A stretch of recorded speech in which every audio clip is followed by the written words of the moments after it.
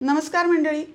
खूपदा आपल्याला माहिती असतं की बँकेतनं किंवा एखाद्या इन्स्टिट्यूटमधनं सक्सेशन सर्टिफिकेट आणा असं सांगितलं जातं जेव्हा एखाद्या घरामध्ये एखादी व्यक्ती मरण पावते त्यावेळेला.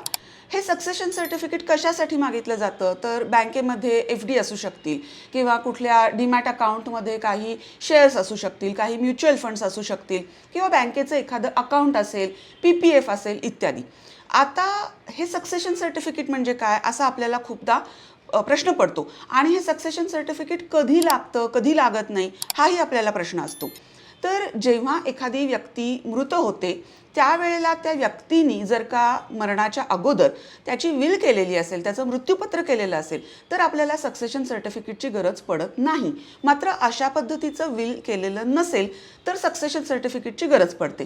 मग सक्सेशन सर्टिफिकेट म्हणजे काय तर त्या व्यक्तीच्या मृत्यू पश्चात त्याची प्रॉपर्टी मिळण्याचा अधिकार कोणाला आहे. मग त्याची प्रॉपर्टी मिळण्याचा अधिकार हा खूपदा नॉर्मली वारसांना असतो.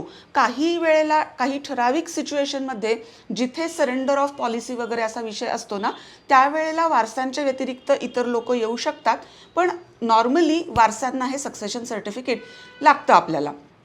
मग आता हे कधी लागतं तर मी म्हणलं तसं की जर विल केलेलं नसेल तर. मग जर का विल केलेलं नसेल तर हे सर्टिफिकेट का लागतं तर त्या व्यक्तीच्या मृत्यू पश्चात त्या व्यक्तीचे नक्की वारस कोण आहेत हे कसं काय फाइंड आउट करायचं, हे कुठनं शोधायचं, आणि म्हणून आपल्याला इन्स्टिट्यूट्स ह्या सक्सेशन सर्टिफिकेट मागतात. मग आता सक्सेशन सर्टिफिकेट न देता फक्त इंडेमनिटी बॉन्ड दिला तर काम होत नाही का, आम्ही कुठलं ॲफिडेविट दिलं तर काम होत नाही का, तर हे कसं आहे ना, हा निर्णय हा त्या इन्स्टिट्यूटनी घ्यायचा. तर एक गोष्ट लक्षात घ्या, ते म्हणजे सक्सेशन सर्टिफिकेट हे मूवेबल प्रॉपर्टीसाठी. मूवेबल प्रॉपर्टी म्हणजे नॉर्मली जे फंड्स असतात, पैशांच्या स्वरूपामध्ये जी रक्कम असते मोस्ट ऑफ द टाईम, अशा प्रॉपर्टीसाठी सक्सेशन सर्टिफिकेट हे कोर्टाकडनं इश्यू केलं जातं.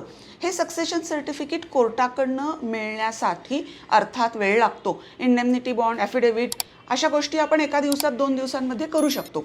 मात्र सक्सेशन सर्टिफिकेटसाठी आपल्याला कोर्टात अर्ज करावा लागतो. हा कोर्टात अर्ज केल्यानंतर त्याच्यावरती कोर्टाची प्रोसेस होते आणि त्याच्यानंतर आपल्याला ऑर्डर मिळते आणि म्हणून त्याला वेळ लागतो.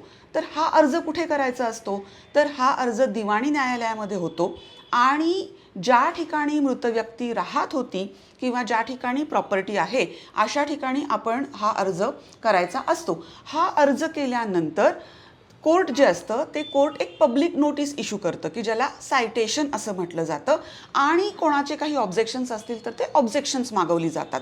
मग जर का याच्यामध्ये कोणी ऑब्जेक्शन घेतलं म्हणजे एनी सक्सेशन सर्टिफिकेटसाठी अर्ज दाखल केला आहे, एचं असं म्हणणं आहे की बी मयत आहे आणि बीच्या माघारी मीच एकटा वारस आहे, मात्र सीला ऑब्जेक्शन आहे, सीचं म्हणणं आहे नाही नाही नाही मी पण वारस आहे.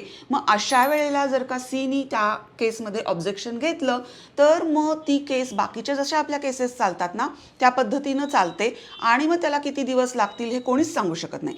मात्र अशा पद्धतीचं कुठलंही ऑब्जेक्शन आलं नाही तर कोर्ट सक्सेशन सर्टिफिकेट हे आपल्याला देत असतं.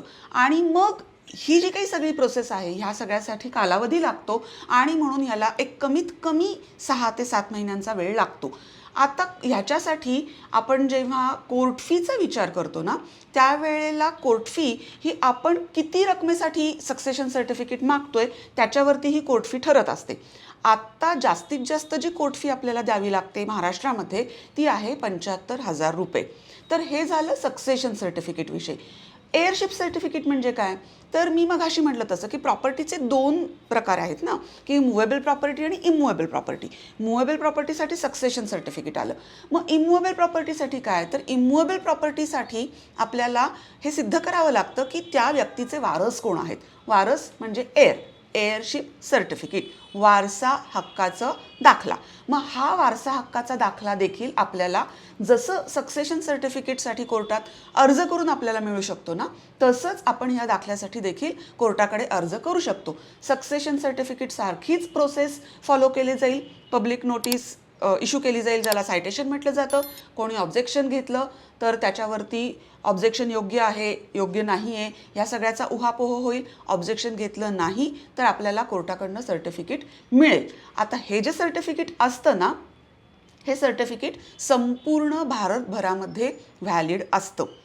उद्या जर का कोणी असं म्हटलं की हे सक्सेशन सर्टिफिकेट चुकीचं घेतलेलं आहे किंवा हे सक्सेशन सर्टिफिकेट घेताना वास्तविक पाहता वारस 4 होते आणि सक्सेशन सर्टिफिकेट घेताना मात्र एकाच व्यक्तीने घेतलंय, अशा जर काही गोष्टी घडलेल्या असतील तर हे सक्सेशन सर्टिफिकेट हे कोर्टाकडनं कॅन्सल देखील होऊ शकतं.